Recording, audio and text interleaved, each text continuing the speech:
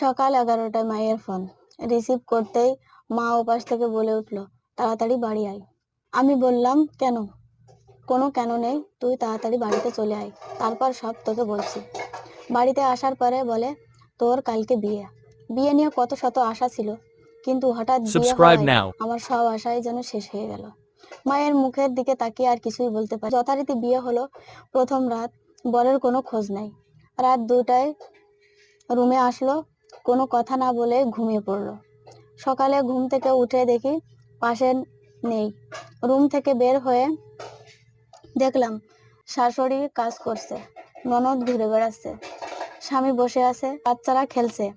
আমি তাদের সামনে গেলাম, ঘুরে ঘুরে একটু দেখলাম, কিন্তু কেউ আমার সাথে কোনো কথা বললো না। তখন নিজের মনের ভিতরে একটা কৌতূহল হলো যে আমি আসলে কি কোনো মানুষ,